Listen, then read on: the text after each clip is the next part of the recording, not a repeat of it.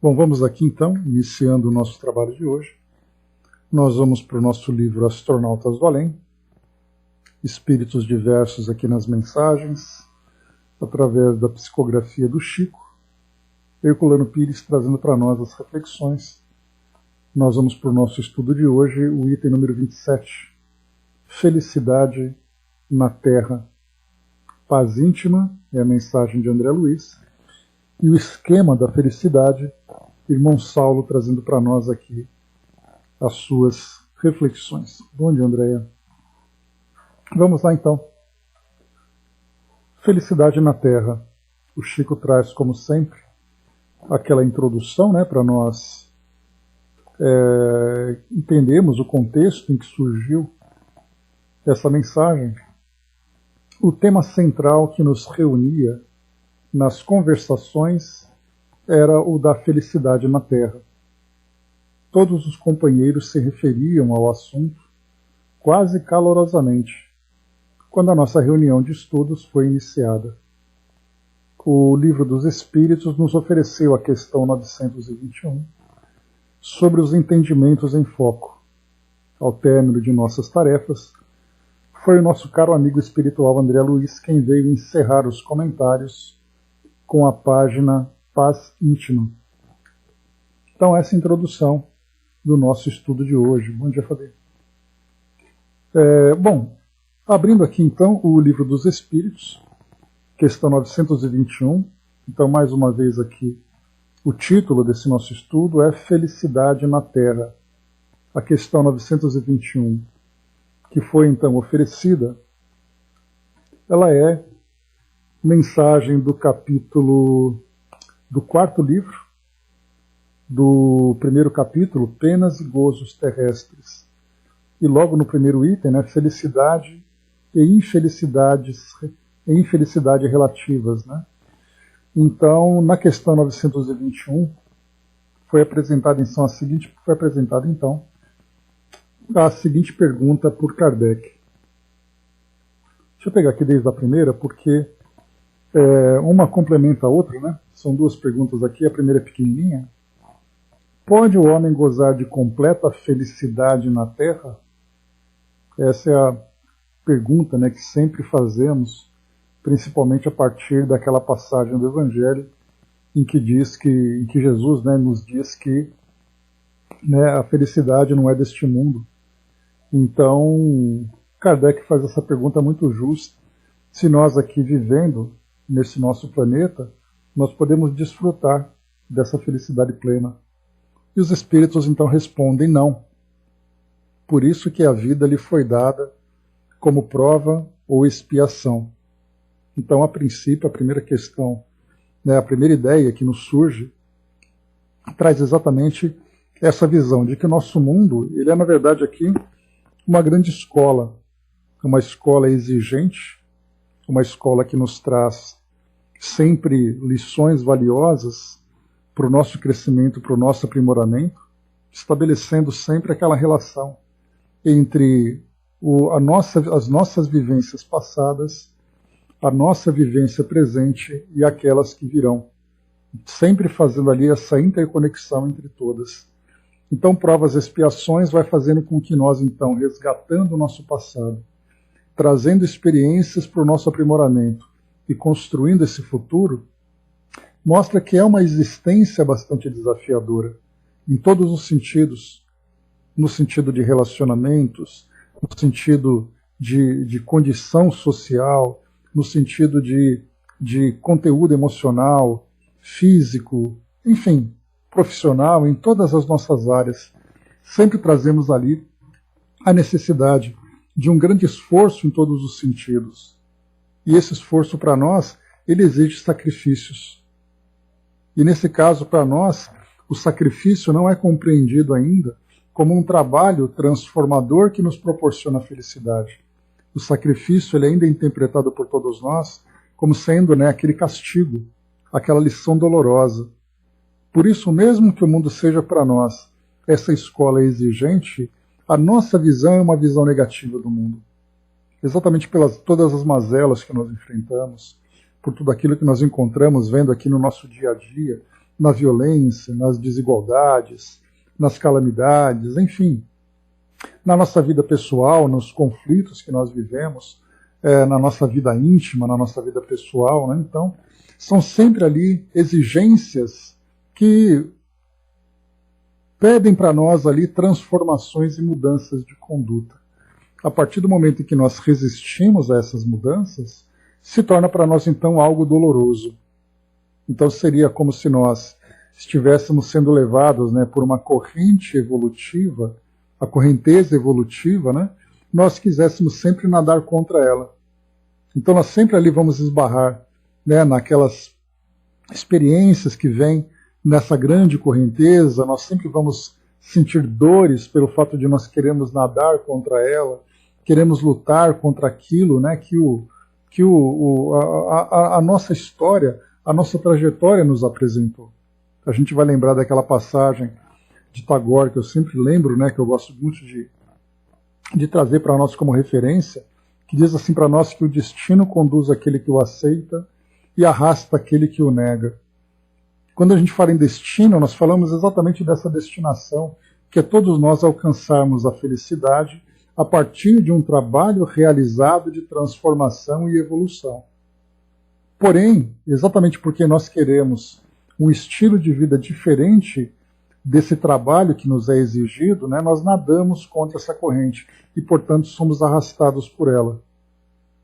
Então, por isso que os Espíritos colocam para nós aqui, que a vida lhe foi dada como prova ou expiação. E aí eles complementam exatamente indo ao encontro dessa ideia que nós trouxemos. Dele, porém, depende a suavização de seus males e ser tão feliz quanto possível na Terra. E essa felicidade tão feliz quanto possível na Terra, vem exatamente ali de nós, então, compreendermos o sentido de tudo aquilo que nos é apresentado. Uma limitação, uma experiência dolorosa, uma provocação que nos chega, quando nós começamos a entender o mecanismo da vida, entendendo que cada etapa que nós vivemos, cada experiência, sempre tem como objetivo maior a nossa projeção para essa condição evolutiva mais elevada, nós começamos então a trabalhar a favor desse mecanismo e não contra ele. Mas enquanto nós não compreendemos, nós acabamos lutando sempre querendo ter aquele momento especial, porque a nossa vida, se nós não compreendemos que temos um passado, se nós não compreendemos que temos um futuro, a nossa ideia é viver o melhor agora. E esse melhor agora significa que eu quero, então, ter o bem-estar, eu quero desfrutar de prazeres, eu quero ter as melhores condições que vão me proporcionar essa felicidade que eu entendo que é esse meu bem-estar momentâneo, eu vou fazer tudo para que isso aconteça agora. E, portanto, eu vou acabar, então, enfrentando esses desafios que me são apresentados, que muitas vezes são trabalhos a longo prazo que eu preciso fazer. Mas como eu não compreendo esse trabalho a longo prazo, e tenho essa ideia imediatista, eu vou, então, lutar contra essas dificuldades para viver o bom momento agora. Então é daí que nós vamos entender, por exemplo, uma relação afetiva, pegando ali das várias situações que nós temos no nosso dia a dia, na nossa vida cotidiana, né? Então, uma relação afetiva, entendendo que as relações perfeitas entre duas pessoas que se amam vai se dar exatamente quando elas estiverem alcançado esse estado de compreensão de virtudes que elas podem compartilhar, é um trabalho a longo prazo. Porém, nesse momento, eu quero ser feliz ao lado de uma pessoa. Se ela não me satisfaz, eu vou buscar outra. No momento em que eu entro nessa relação, eu vou então impor as minhas condições. Se ela não satisfaz, eu vou buscar outra. E assim a gente fica vivendo nessa busca efêmera, nessa busca ilusória desse estado de felicidade, sem que eu tenha condições de oferecer ou mesmo de receber aquilo que pode me trazer essa felicidade. Então a gente vai vivendo de modo impulsivo. A gente age pelo impulso, a gente age pelo momento, pela força das circunstâncias. Quando eu falo sobre o meu conforto material, eu quero aquele trabalho, eu quero aquela situação, né, aquela atividade que vai me trazer ali o lucro. E para isso, então, eu vou usar todos os meus recursos. Porque o que importa para mim é obter aquele lucro rápido, porque é Ele que vai me trazer essa felicidade, não importa de que forma eu vou fazer isso. Como a gente tem aquela ideia de que os fins justificam os meios, eu vou utilizar de todos os meios sem qualquer preocupação com as consequências disso no meu futuro. Porque o futuro para mim não existe no sentido de uma ideia de imortalidade do espírito. Eu quero viver isso agora. Então, pela falta de compreensão que nós temos da nossa condição de imortalidade e de não termos a compreensão dos mecanismos da vida, eu vou agir sempre de um modo impulsivo e imediatista. A partir do momento em que nós começamos a ter esse esclarecimento, eu já começo a modificar minha conduta. Eu já começo a compreender que o trabalho vai exigir de mim paciência, vai exigir esforço, vai exigir tolerância, vai exigir sacrifícios, porque eu sei que conforme eu for resolvendo essas pendências que vão surgindo na minha trajetória, eu vou alcançando sempre uma condição melhor. É aquela ideia do aluno na escola, que ele sabe que ele tem que fazer os sacrifícios para poder fazer suas provas, fazer os seus trabalhos, frequentar a escola todos os dias, porque ele sabe que no final daquele ano, ele sendo aprovado, ele vai ser promovido para uma condição melhor. Até o momento em que ele termina todo esse ciclo educativo, e aí então ele pode desfrutar dali da oportunidade de realizar o seu sonho profissional. Mas tudo começa com aquelas pequenas doses de desafios cotidianos. A vida se apresenta para nós da mesma forma. Então, por isso, Kardec perguntou se nós podemos desfrutar da completa felicidade da Terra. Ele coloca não, mas nós podemos minimizar, tanto quanto possível, essas dificuldades compreendendo esses mecanismos da vida. Depois, na questão 921, que é essa que nos interessa aqui, que foi o tema apresentado para o estudo, Kardec insiste. Concebe-se que o homem será feliz quando a humanidade estiver transformada. Mas enquanto isso não se verifica, poderá conseguir uma felicidade relativa? Então ele pensa assim que enquanto a humanidade estiver transformada, a felicidade vai acontecer. Mas enquanto a humanidade não se transforma, ele pode desfrutar de uma felicidade relativa à sua condição, à condição do planeta que ele está vivendo? A resposta dos espíritos. O homem é quase sempre o obreiro de sua infelicidade. A gente vai lembrar aqui a referência que Kardec traz para nós do Evangelho segundo o Espiritismo, capítulo 5, Bem-aventurados os aflitos. Quando a gente tem ali aflições atuais e aflições anteriores, e quando Kardec fala das aflições atuais, ele vai lembrar exatamente, que se nós remontarmos a origem das dores que nós estamos vivendo, nós vamos perceber que na grande maioria das vezes nós fomos os artífices desse caminho doloroso, nós escolhemos isso. Se lá no passado nós tivéssemos a sabedoria de fazer uma escolha correta, essa infelicidade não seria construída durante tanto tempo. Assim a gente vai compreender o estilo de vida que nós temos, os nossos relacionamentos, a nossa personalidade, as situações mais básicas do nosso dia a dia. Não são experiências que são impostas, são consequências de escolhas que nós fizemos. Claro que essas escolhas estão ali relacionadas com a nossa imaturidade, exatamente com aquela impulsividade que nós comentamos anteriormente, que nós fizemos uma escolha errada, embora visando alcançar uma felicidade, ou um estado de felicidade, pelo menos da forma como nós compreendemos. Mas a responsabilidade foi nossa pela escolha feita. Por isso ele coloca que o homem é quase sempre o obreiro da própria infelicidade. Mas, se nós tivermos o conhecimento desse mecanismo da vida, nós começamos a nos desviar das escolhas erradas e começamos a pegar as escolhas corretas, pelo menos ali tão corretas quanto possível. Por isso os espíritos continuam respondendo, praticando a lei de Deus, a muitos males se forrará e proporcionará a si mesmo felicidade tão grande quanto comporte a sua existência grosseira.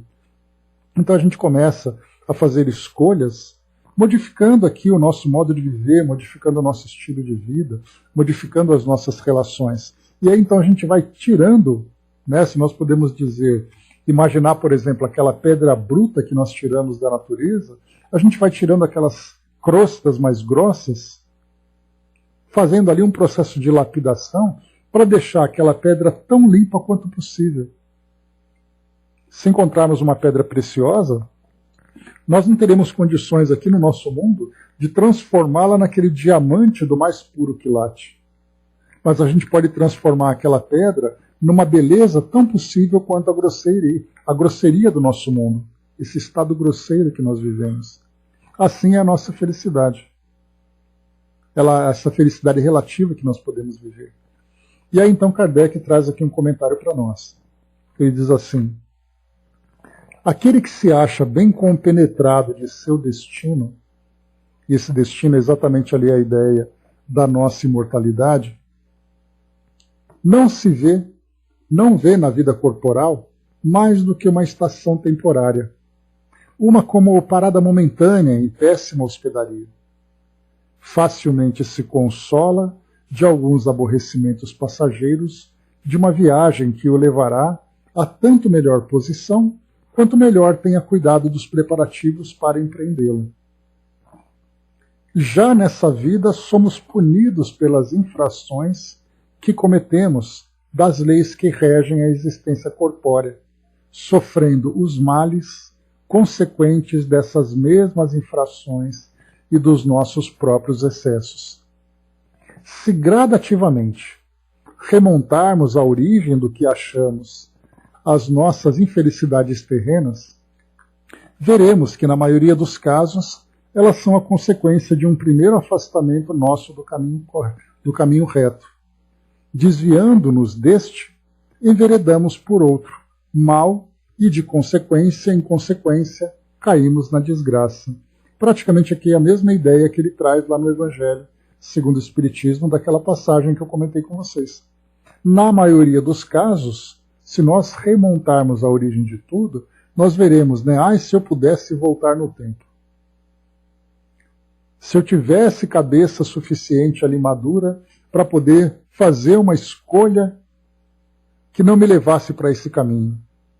Aí nós vamos lembrar do nosso estilo de vida, daquela formação profissional lá no início, né? Se eu tivesse estudado mais, se eu tivesse escolhido aquela outra profissão, se eu tivesse me relacionado com aquelas pessoas de um modo diferente, se eu tivesse tido um estilo de vida diferente que me proporcionasse ali uma saúde melhor, se eu tivesse me mudado para aquele outro lugar em busca de novas oportunidades. E aí então o se vai se tornando para nós ali um elemento essencial. Se eu tivesse feito, se eu tivesse falado, mas eu não falei, não fiz, não escolhi. E, portanto, a vida que eu tenho hoje é essa agora. Muitas escolhas corretas foram feitas, não tenhamos dúvida disso. Mas muitas escolhas foram tomadas por impulsos, por imaturidade, por isso hoje nós sofremos as suas consequências. Mas a gente vai lembrar sempre aquela passagem, né, atribuída ao Chico, que nós não podemos voltar atrás para fazer aquele novo começo, mas podemos começar agora e fazer um novo fim. Então a sabedoria, infelizmente para nós nesse nosso momento, vem através de um aprendizado doloroso. Poderia aprender pelo amor, mas a gente acaba, infelizmente, aprendendo pela dor. Mas o aprendizado vem mesmo assim. Se hoje nós temos uma certa maturidade pelas experiências que a vida vai nos oferecendo, essa maturidade nos dá a oportunidade de fazer novas escolhas para definir um futuro diferente e, ao mesmo tempo, para lidarmos com as consequências daquilo que nós escolhemos no nosso passado. Não tem como mudar. Então a vida é assim. O que eu faço com ela agora? Tento trabalhar da melhor forma possível, pelo menos para minimizar os seus efeitos, mas aceitar as escolhas que foram feitas. Porque há situações que eu não posso simplesmente jogar fora para tentar pegar uma coisa nova. Eu tenho responsabilidades por aquilo que eu escolhi. Principalmente quando envolve outras pessoas, quando envolve ali, né, um modo de viver que eu tenho agora.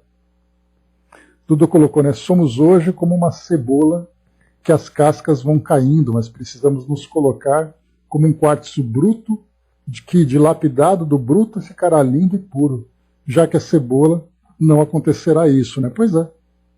Então esse quartzo nós vamos tirando aquelas cascas mais grossas, usando ferramentas, né, que provocam aquele atrito, que ferem a pedra, mas vai tirando exatamente essas camadas mais grosseiras até o momento em que começa a apresentar de fato essa pedra, esse quartzo, e aí depois, mais para frente, porque não é o momento ainda para nós poderíamos dizer que nós não temos ainda ferramentas para fazer a lapidação desse quartzo, para torná-lo completamente puro, completamente limpo. Mas com as ferramentas que nós temos à disposição, nós vamos então quebrando, raspando, até deixar ele mais limpo possível. Acabou esse estágio, a gente vai pegar esse mesmo quartzo, vai levar para um novo estágio, para uma nova oficina, e ali então nós teremos à nossa disposição ferramentas mais precisas, ferramentas mais finas, que vão nos permitir fazer com que esse quartzo se torne para nós ali aquela grande pedra esculpida, bem limpa, bem trabalhada. Então cada coisa vai acontecendo no nosso tempo. André colocou, né, quem garante que o si que escolheríamos teria dado certo? Creio que escolhemos na hora certa e conforme a nossa evolução naquele momento. Então é melhor refletir, aceitar e continuar a se melhorar a cada dia, né? Pois é, André, muitas escolhas que nós fizemos naquele passado são escolhas do momento, né? E essas escolhas do momento vão trazendo para nós ali oportunidades. A gente vai pegando a oportunidade que é mais interessante. E claro, a gente depende da nossa condição, mas muitas vezes nós fazemos escolhas equivocadas por causa de impulsos e tendências que nós ainda trazemos. E aí então teremos consequências, porque cada ação traz uma reação. Então aquilo que nós temos ali, um grau de sabedoria ainda muito limitado pela nossa condição, mas os impulsos acabam muitas vezes confundindo essa nossa sabedoria. Daí então que a gente percebe tantas pessoas que fazem escolhas equivocadas na vida e sofrem muito hoje. Sofrem fisicamente, por exemplo, aquelas pessoas que alimentam vícios que afetam o organismo, né? É porque é o tabagismo, porque é o alcoolismo, porque é as drogas, porque o sedentarismo, foram escolhas que eles fizeram. E aí então hoje a vida traz a sua repercussão. São pessoas que se envolveram com outras em relacionamentos afetivos, em relacionamentos sociais, baseados em interesses daquele momento. E aí então depois acabaram criando amarras que perduram até hoje. Pessoas que queriam uma vida fácil, uma vida simples, e hoje passam, depois de muitos anos, por dificuldades materiais, porque poderiam fazer escolhas diferentes naquele momento. E aí então a gente tem ali todas as oportunidades. Né, o Dudu colocou, nem se seria o nosso livre-arbítrio. Pois é, exatamente, são as opções que vão se abrindo para todos nós. Eu tenho ali vários caminhos para escolher. O meu livre-arbítrio me permite escolher um determinado caminho que vai satisfazer os meus interesses naquele momento. Quando eu faço essa escolha, ela vai me prender às consequências, aos resultados daquilo que eu escolhi. É a lei de causa e efeito. E, naturalmente, quando a gente fala em lei de causa e efeito, é muito importante a gente lembrar que isso não deve ser visto de um modo negativo. Porque a lei de causa e efeito também me beneficia quando eu faço as escolhas corretas, as escolhas mais sábias. Porque eu poderia dizer, eu fiz uma melhor escolha, tive um relacionamento saudável, dentro desse relacionamento eu construí uma felicidade possível dentro daquela relação, e se eu tivesse feito uma escolha errada no passado? Então a gente percebe que esses si são as opções que são oferecidas e as escolhas que eu fiz. Quando eu tento voltar no tempo e pensar se eu tivesse feito algo diferente, o resultado poderia ter sido diferente, positivamente ou negativamente. Então, tanto o livre-arbítrio como lei de causa e efeito são opções absolutamente neutras. E somos nós que vamos dar direção e qualidade a cada uma delas. Para isso, porém, é muito importante que nós tenhamos esse autoconhecimento para conhecer a nossa personalidade, as nossas virtudes e as nossas imperfeições, e conheçamos também os mecanismos da vida. Que é aí que André Luiz vai trazer para nós aqui, na sua mensagem, que nós vamos aqui refletir, que ele vai trazer exatamente ali pequenas fórmulas. Não precisa ser grande conteúdo filosófico, são pequenas fórmulas que a gente vai compreender ali em pequenas linhas, que se nós pegássemos essas linhas, recortássemos em pedaços de papel e colássemos em várias partes de nossa casa, nós estaríamos o tempo todo refletindo sobre aquilo e, se bem aplicado, certamente nós teríamos ali a fórmula daquela felicidade relativa. Bom dia, embaixador. Causa e efeito é beneficiamento, sim. Eu vejo o antes e procuro melhorar no depois, né? Então sempre é positivo. É que a gente sempre fala em causa e efeito como sendo assim, eu fiz uma escolha errada e vem o castigo. A gente nunca pensa assim que eu posso fazer também a escolha correta, promover uma transformação e colher o resultado positivo. Esse mecanismo ele é neutro. Somos nós que vamos dar, como eu comentei, a direção e a qualidade dessa força da natureza. Quando eu falo sobre força da natureza, a gente fala sobre as leis divinas. Então é um mecanismo que as leis divinas proporcionaram para todos nós e que nós ali podemos fazer o bom uso ou o mau uso dela. Quantos são aqueles que hoje gravemente comprometeram a sua vida porque no passado fizeram uma escolha equivocada e dessa escolha equivocada sofreram consequências dolorosas, em que muitas vezes comprometeram não apenas uma encarnação, mas várias encarnações para poder retomar o equilíbrio em virtude de um impulso daquele momento. Mas quantos também hoje estão bem direcionados porque fizeram boas escolhas e, como consequência, colheram os frutos doces e saborosos daquele plantio. Agora, para fazermos essas escolhas, vai depender exatamente de compreendermos, né, com sabedoria esses mecanismos da vida. E vamos a eles então aqui, que André Luiz ele apresenta para nós. Depois dessa reflexão a respeito da felicidade, né, da felicidade possível aqui no nosso mundo, André Luiz então ele apresenta para nós assim: paz íntima é o título da mensagem. Então vamos lembrar em cada um dessas linhas, quando ele coloca guarda sempre, ou seja, né, vamos deixar muito bem memorizadas essas orientações, né, vamos deixar muito bem guardadas para todos nós essas dicas que ele dá. E aí a gente vai lembrando, né, esse papelzinho eu vou colar aqui no espelho do banheiro, naquele outro eu vou guardar na porta do guarda-roupa no quarto, o outro eu vou colocar na porta da geladeira, o outro eu ponho no painel do carro e assim vai. Porque assim a gente fica o tempo todo lembrando disso, porque as orientações a gente recebe o tempo todo. Quantas e quantas são as mensagens que muitas vezes até chegam em livros, um livro inteiro, para trazer para nós uma orientação sobre a boa conduta aqui no nosso mundo, e a gente não vai memorizar. André Luiz ele conseguiu sintetizar isso em pequenas linhas.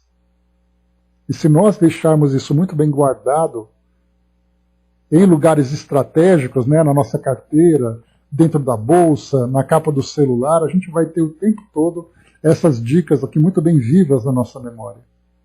Então primeiro ele coloca, guarda sempre.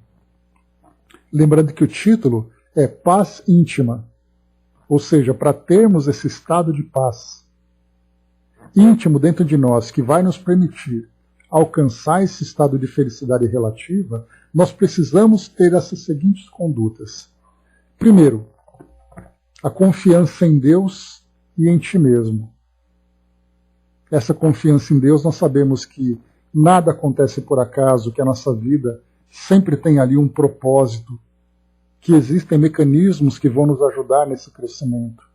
E confiar em nós mesmos, sabendo que nós temos o potencial de crescer, o potencial de construir essa nossa felicidade. Que a nossa existência, mais uma vez, tem um propósito, não apenas a partir da perspectiva de Deus, mas a partir da nossa própria perspectiva. Quando nós começamos a ter essa compreensão que eu vim aqui com o objetivo de crescer, de transformar, de auxiliar, de amar, de desenvolver virtudes, então eu tenho capacidade de fazer isso. E para isso Deus me ofereceu recursos dos mais variados de relacionamentos, de estudos, de desenvolvimento intelectual, de desenvolvimento filosófico, de desenvolvimento espiritual, tudo isso para que eu consiga me desenvolver. Primeiro, então, a confiança em Deus e em ti mesmo. Bom dia, soldado. Segundo, a consciência tranquila. Onde nós colocaríamos isso, né? Eu acho que na cabeceira da nossa cama essa etiqueta seria muito bem posicionada. Porque o travesseiro é nosso melhor conselheiro, né? E a gente vai lembrar de Santo Agostinho, na questão 919, quando ele fala, né, sobre ter a consciência tranquila, do conhece-te a ti mesmo, né, que o Dudu lembrou há pouco. Quando ele fala, né, todos os dias, quando você dormir, faça uma reflexão. Se você ofendeu alguém, se você se desviou do bom caminho, se você fez alguma coisa que você se arrependa. Então, ter a consciência tranquila, eu acho que estampar isso no travesseiro, ou colocar isso na cabeceira da cama, é o melhor lugar para todos os dias a gente pensar se a minha consciência está tranquila ou não, de acordo com as escolhas que eu fiz no meu dia. Terceiro, o tempo ocupado no melhor a fazer. Aproveitar o tempo que nós temos. Porque o tempo, para nós, ele é extremamente valioso, mas nós precisamos valorizá-lo. Porque ele é valioso. Ele é valioso se nós dermos a ele o seu devido valor. E o valor que nós damos para o tempo é exatamente a melhor ocupação. Fazer com que nosso tempo seja produtivo, com que nosso tempo seja apenas de aprendizado. Porque quantos e quantos de nós aproveitamos o tempo preenchendo com muitas atividades, mas que não acrescentam nada para o nosso crescimento espiritual. Isso porque nós não nos vemos ainda como espíritos, né? Então eu quero aproveitar o meu tempo para prazeres. Eu vou dizer assim, nossa, eu não tenho tempo para nada, porque eu estou sempre ocupado. Ocupado fazendo o quê? Aquilo que você se ocupa, a energia que você investe, o resultado daquilo que você está fazendo, te traz algum benefício, não para o seu prazer, mas como um espírito em evolução, encarnado com um propósito de crescimento, o seu tempo é bem ocupado? Então fazer com que o nosso tempo, né, como diz o ditado popular, cabeça vazia é a oficina do diabo, né? Significa que quando nós ocupamos o nosso tempo, nós nos tornamos produtivos, a nossa vida se torna dinâmica, a nossa mente se desenvolve, espiritualmente nós crescemos. Número 4. A palavra construtiva.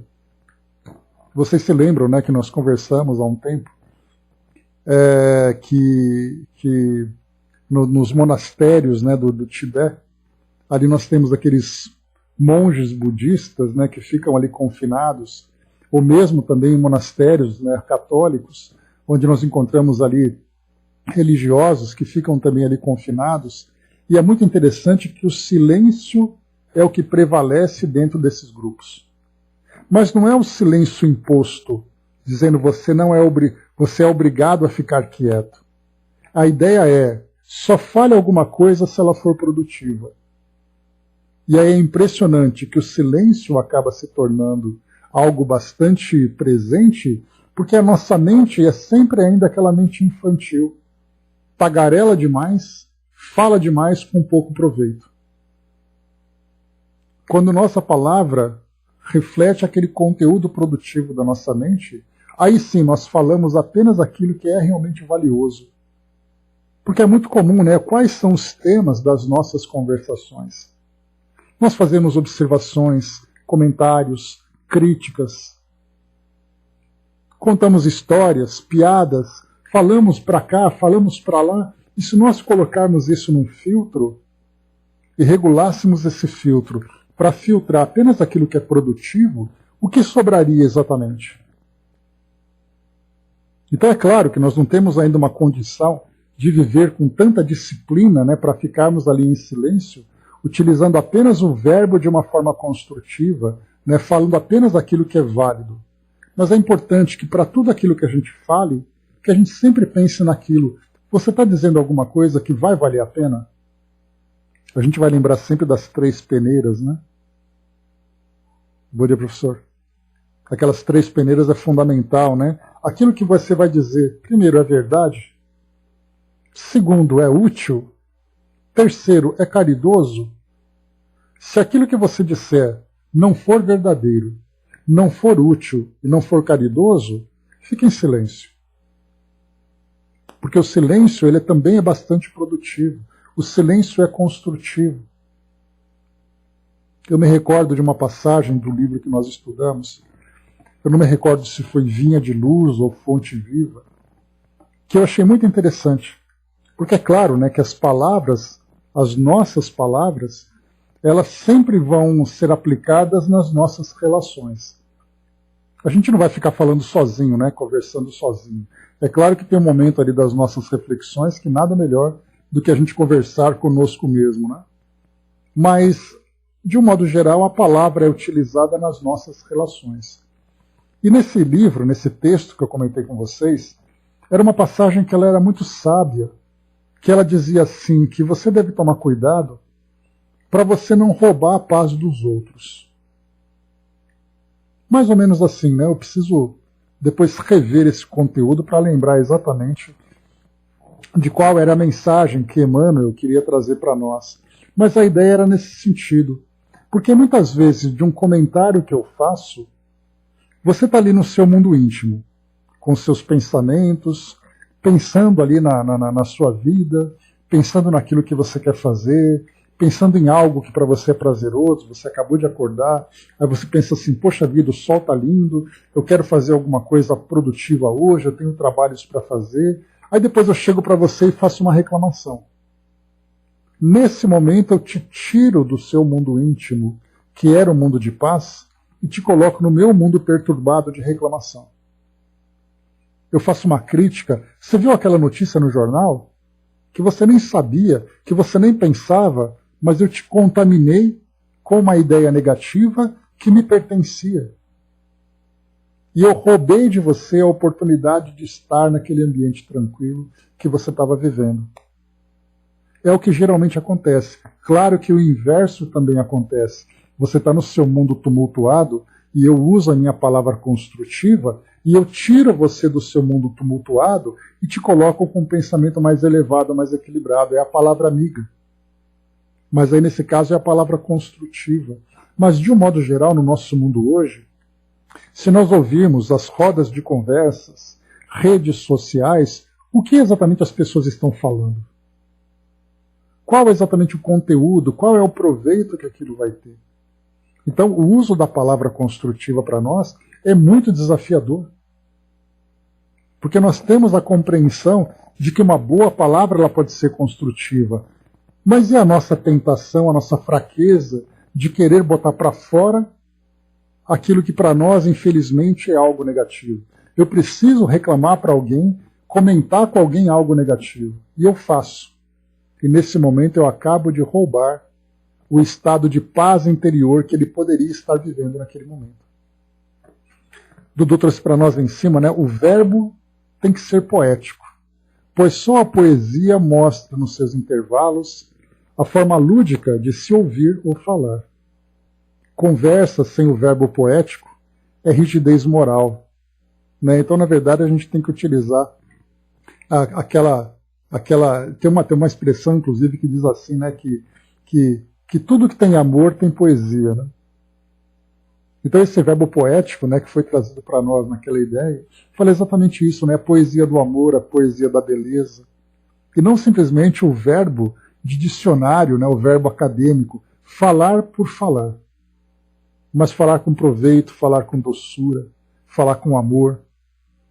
Né? Me recordo até de uma passagem do Chico, que ele ouvia, né, uma mulher reclamando muito, e aí Emmanuel disse para ele, né, olha para trás e observa.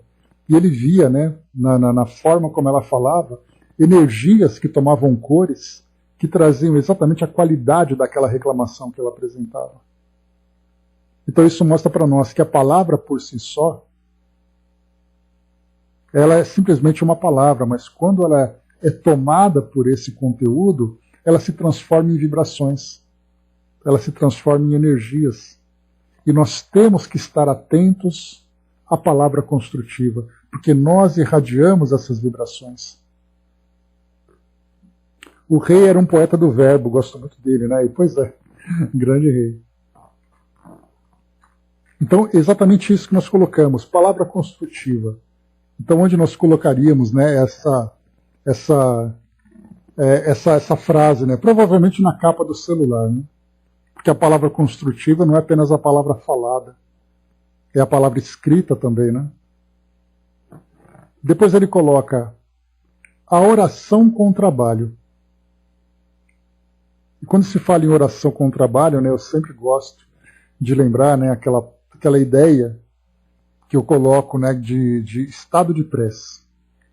Porque a prece por si só é uma comunicação íntima que nós vivemos, né, que nós vivemos junto com Deus, junto com as entidades, né? A diferença, né, Dudu, entre a escutatória e a oratória, né, Fabi? Então, assim, até crônicas foram escritas sobre isso também.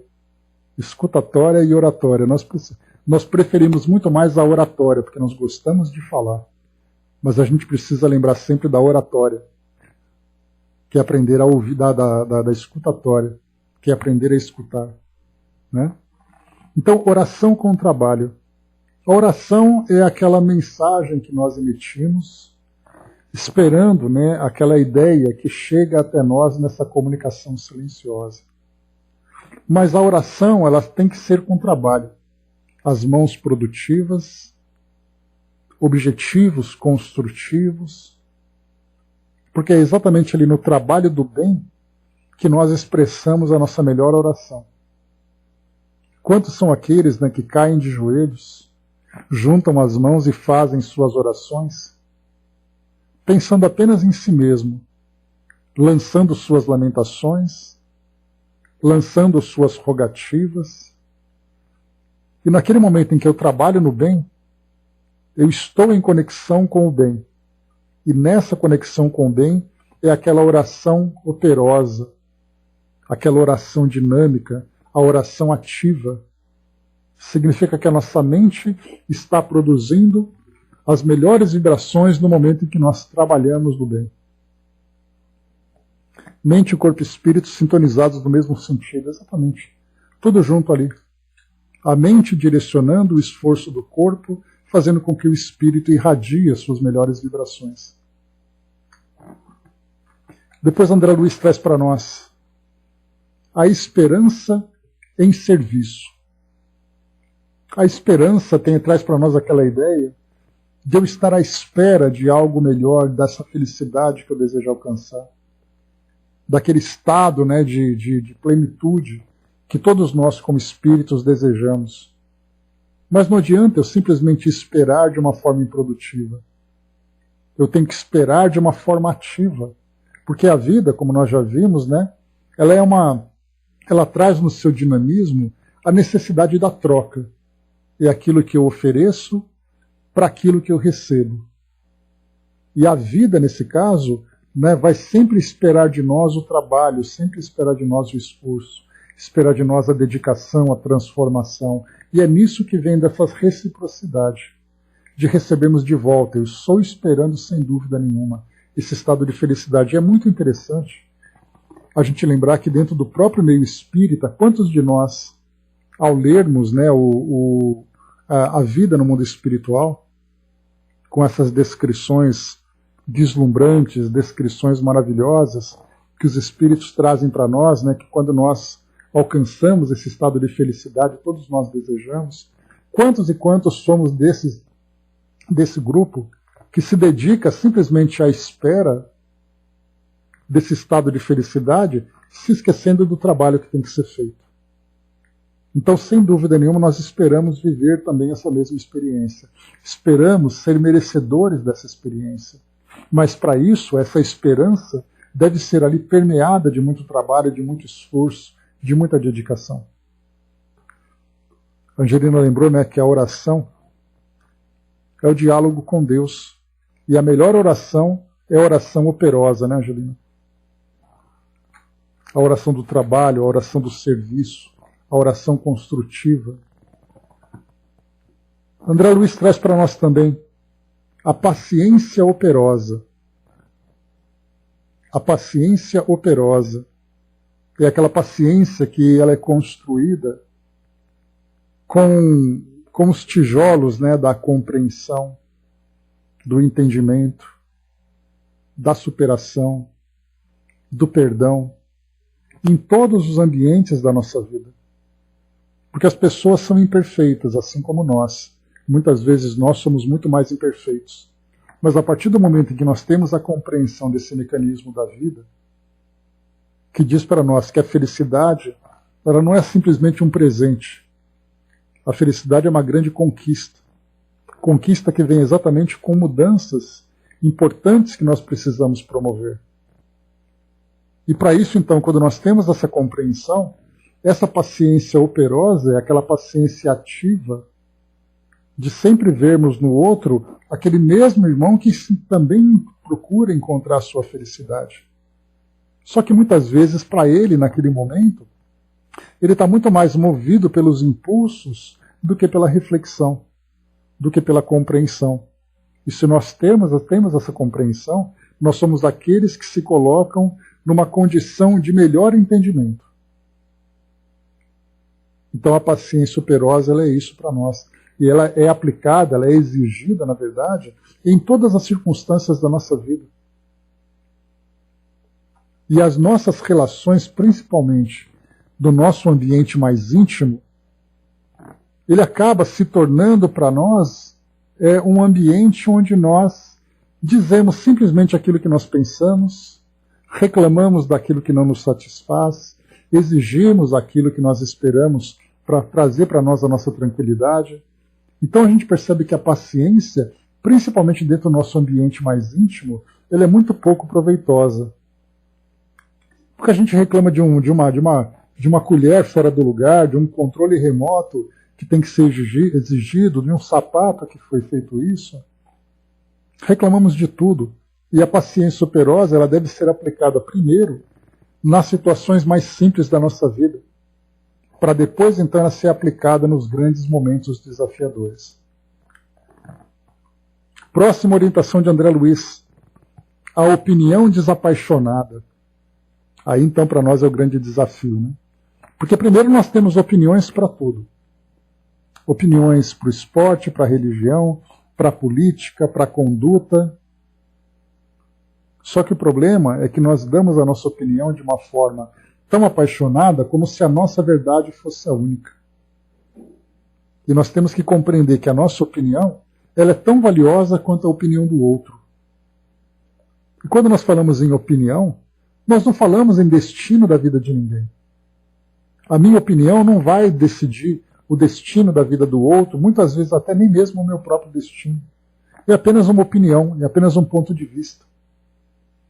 Por isso, então, ela tem que ser desapaixonada.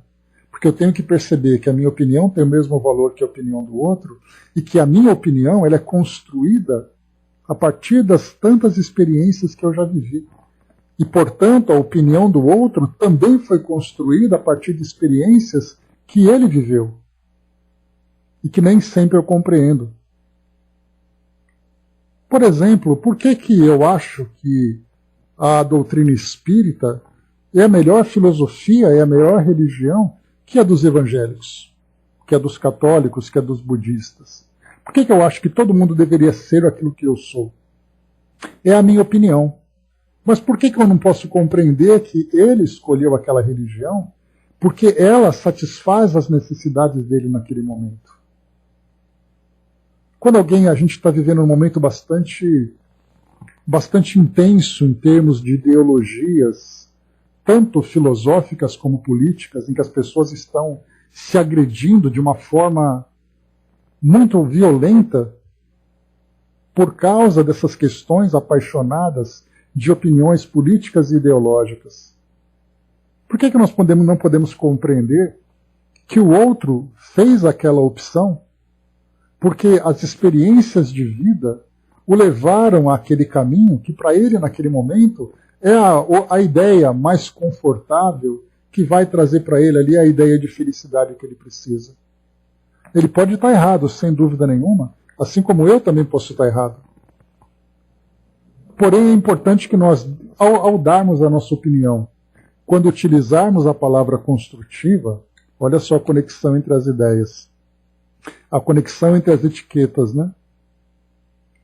Quando nós dermos a nossa opinião de uma forma construtiva, que ela seja desapaixonada no sentido de compreender que a opinião do outro também tem o seu valor, que o seu modo de viver, que as escolhas que ele fez visam o seu próprio bem-estar. Eu tenho o direito de também defender a minha opinião, mas eu tenho o dever. Lembremos, entre direitos e deveres. Tenho o direito de defender a minha opinião, mas eu tenho o dever de respeitar a opinião do outro. Dudu colocou para nós a paciência de ser um paciente de verdade. O ser impaciente não é um paciente que queríamos estar sendo. Não somos iguais, né? Nesse caso as opiniões se diferem. Então é exatamente isso, né? A paciência de ser um paciente de verdade. O impaciente não é um paciente, né? Muito interessante. Hermes colocou ali, né? Eu diria que é um estado evolutivo de cada um. Estado evolutivo espiritualmente, intelectualmente, moralmente, né? No conjunto, de modo geral. Cada um tem ali o seu próprio caminho. O outro pode ser ali extremamente apaixonado por suas ideias. Isso é um problema dele. Que as pessoas, o ditado que diz que ninguém convence ninguém, são as pessoas que se convencem. E se ela se convenceu dessa forma tão apaixonada, e ela se encontra presa dentro das próprias ideias, é uma escolha que ela mesma fez. Eu tenho ali a liberdade de me libertar, dessas amarras apaixonadas, que, como lembra Raul Seixas, né? Eu prefiro ser essa metamorfose ambulante do que ter aquela velha opinião formada sobre tudo.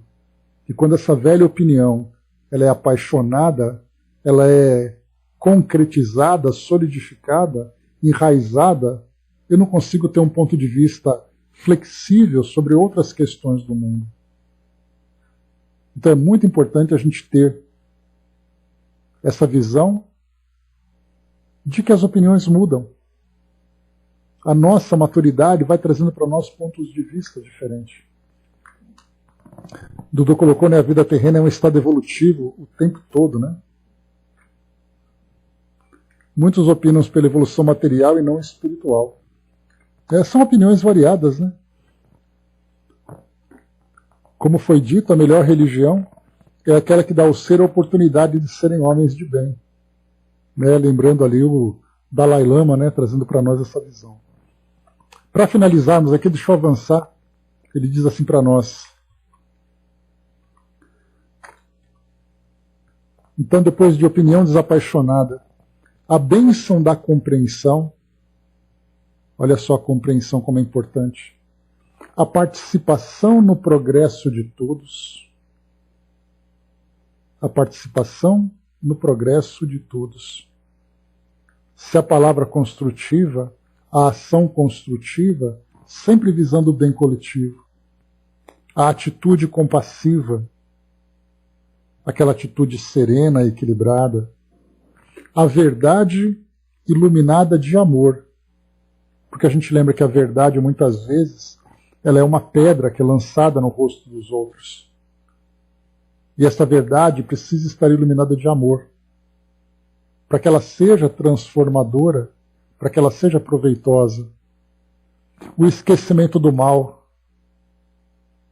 que infelizmente é o que acontece muito no nosso mundo, né? O mal no sentido de resultados negativos de escolhas que fazem, que muitas vezes nos afetam, esqueçamos. A fidelidade aos compromissos assumidos, trabalho, relacionamentos, atividades de um modo geral, e para nós espíritas, mais ainda, compromissos assumidos perante Deus. O perdão incondicional das ofensas. Ainda não temos essa capacidade de sermos incondicionais, mas podemos trabalhar o perdão incondicional tanto quanto possível. Porque o esquecimento do mal, como foi colocado lá em cima, também é uma proposta. O devotamento ao estudo. Estudar, instruir. O gesto de simpatia. O sorriso. Bom dia, boa tarde, boa noite, por favor, obrigado. O sorriso de encorajamento. Esse sorriso de encorajamento, o sorriso muda tudo, né? assim como o gesto de simpatia. Então, a antipatia, a arrogância, aquela cara fechada, faz mal primeiro para nós mesmos, né? O auxílio espontâneo ao próximo. E aí nós vamos lembrar da caridade material e da caridade moral. E é espontâneo. Estarmos com esse espírito de solicitude, de vermos ali em cada momento da nossa vida uma oportunidade de trazer algo construtivo para nós e para o outro. A simplicidade nos hábitos. Evitemos extravagâncias. A extravagância tem preço. A extravagância faz com que nós modifiquemos a nossa personalidade. Sejamos simples nos nossos hábitos. O espírito de renovação, sempre buscando o melhor, sempre buscando aquilo que é saudável, aquilo que é transformador para nós. O culto da tolerância, tolerar a diferença, tolerar a diversidade. A coragem de esquecer-se para servir, porque isso exige coragem de todos nós. Porque o egoísmo, que ainda é um elemento muito marcante na nossa personalidade, faz com que nós nos vejamos sempre como centro de tudo. E quando nós nos esquecemos para servir, nós deixamos de ser o centro e nos tornamos parte do todo. E por fim, a perseverança no bem, onde quer que nós estejamos em todas as circunstâncias. E André Luiz finaliza: conservemos semelhantes traços pessoais na experiência do dia a dia e adquiriremos a ciência da paz íntima com o privilégio de encontrar a felicidade pelo trabalho no clima do amor. Então depois aqui, para quem quiser, eu vou colocar depois aqui o link lá no nosso grupo. E quem quiser depois recortar papeizinhos e começar a colocar dentro de casa, em cada lugar estratégico, para lembrar sempre dessas dicas, se nós seguirmos essas orientações, certamente nós encontraremos aqui a oportunidade de trabalharmos essa paz dentro de nós com muita facilidade. E para finalizarmos aqui, nossa querida Ana trazendo para nós aqui uma mensagem, e ela diz assim para nós, vamos a ela. Queridos amigos, muita paz. Seria muito bom poder lhes envolver em nosso abraço e, com isso, retirar de seus corações as tristezas e as mágoas. Mas sabemos que isso é um trabalho que lhes cabe.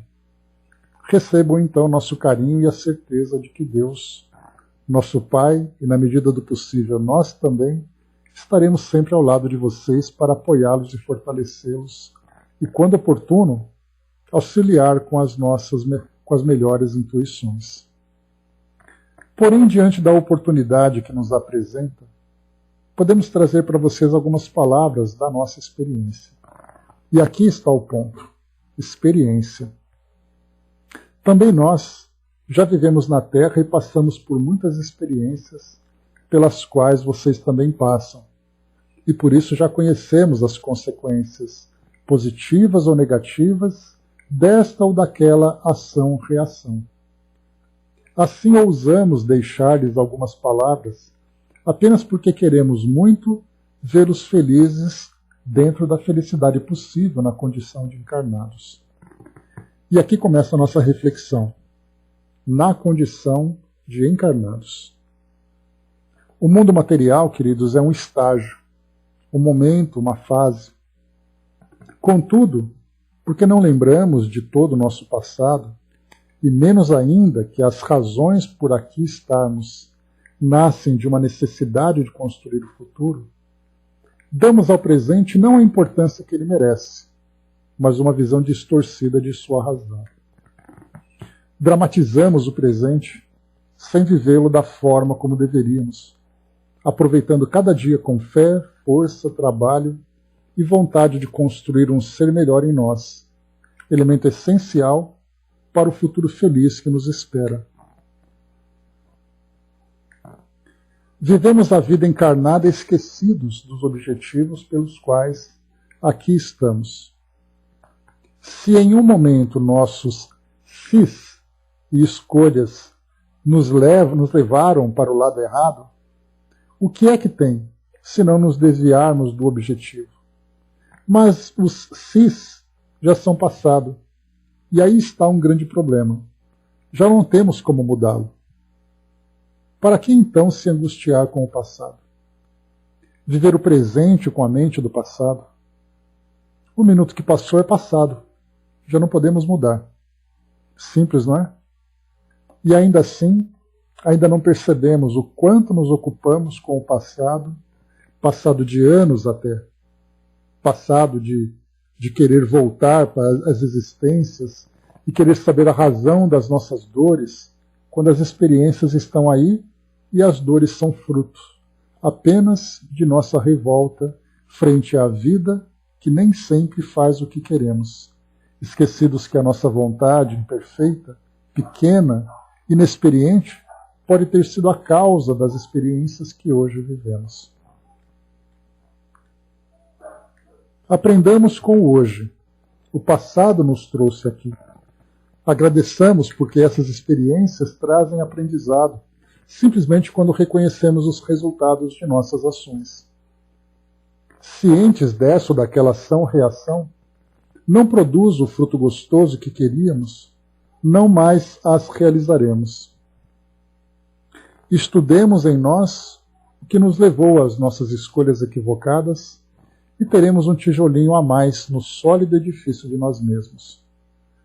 Mas revoltamo-nos contra nós mesmos, contra nossos erros, e fugimos para o que há de exterior, esquecido de cuidar de nós mesmos dentro de nós, de nos acolher com amor, compreender que os erros fazem parte de um processo de aprendizado. Amar a si mesmo, como disse o Mestre, porque assim compreendemos que Deus nos ama, assim como a todos, seja qual for o estágio evolutivo em que estivermos. Como disse Paulo, quando crianças agimos como crianças. Se nos observarmos, acolhermos e aprendemos com as nossas ações, estaremos agindo como homens responsáveis, capazes de cada vez mais realizar como acontece aqui na Terra. Falaremos do futuro outro dia. Por ora, cuidemos de nós, amando-nos porque chegamos até aqui, respeitando nosso processo de amadurecimento, mas agindo como homens e mulheres que, amando a si mesmos, conseguem construir um futuro melhor aqui e agora, cientes do amor do Pai que nunca nos condena, mas ampara e nos conduz sempre ao progresso e à conquista de nós mesmos. Com carinho de sempre, Ana. Então, nossa querida Ana trazendo para nós aqui essas profundas reflexões, né, sobre a nossa vida hoje. Então, como Kardec lembrou, lá na questão do Livro dos Espíritos, se nós remontarmos o passado, nós encontraremos a causa de tudo isso. Ele traz isso, uma orientação no sentido mais filosófico, não para que a gente volte no tempo e fique aprisionado naquele momento em que o si poderia ser diferente. Se eu tivesse feito uma escolha nova, se eu tivesse feito um outro caminho, não fizemos. Como lembra Ana, o importante é que, independente do si, o presente é esse agora. Se nós não podemos mudar o passado, nós podemos viver bem esse presente pensando no futuro novo. Então, com essas orientações que André Luiz nos trouxe, vai fazer com que o nosso presente seja conduzido de uma forma diferente. O passado já foi, já trouxe para nós as suas lições, já trouxe para nós as suas dores, as suas provas, expiações. O que a gente vai fazer com esse presente é o que vai fazer a grande diferença. Então, as dicas de André Luiz, o título é, só para lembrarmos aqui, Paz Íntima. Então, com essa paz, nós construímos a felicidade. Quando ele diz aqui no final para nós, conservemos semelhantes traços pessoais na experiência do dia a dia e adquiriremos a paz íntima, a ciência da paz íntima, com o privilégio de encontrar a felicidade. pelo trabalho no clima de amor. Então, através da paz que nós construímos hoje, teremos o privilégio de encontrar felicidade pelo trabalho. Então, cada uma dessas orientações, 24 orientações que ele nos trouxe, né? 24 dicas valiosas, se nós vivermos cada uma delas, né, a gente vai ter ali uma grande oportunidade, um grande proveito de tudo aquilo que a vida pode nos oferecer. Finalizando por aqui, meus amigos, o nosso estudo de hoje, então, concluindo aqui o nosso trabalho, estouramos um pouquinho só o nosso horário, mas valeram aqui as reflexões. Uma pena que eu tive que correr aqui com as orientações de André Luiz, porque cada uma delas traz para nós ali oportunidade de reflexões valiosas, né? E como lembrou ontem, né, o nosso amigo Eduardo, que apareceu aqui para falar para nós sobre os grupos de estudos, né? Não para adquirir conhecimento, mas para que a gente estude, reflita e transforme isso em aplicação na nossa vida. Importantíssimo para nós. A gente tem sempre aquela curiosidade, como ele mesmo lembrou, de conhecer o mundo espiritual, de saber onde vive, quem vive,